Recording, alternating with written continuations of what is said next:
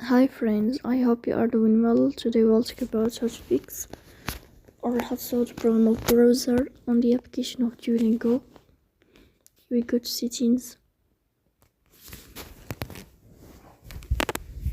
Here in this page, here we go to apps, default apps, app settings. In this page, you will search about Duolingo app. Here we click on first stop and you will click OK.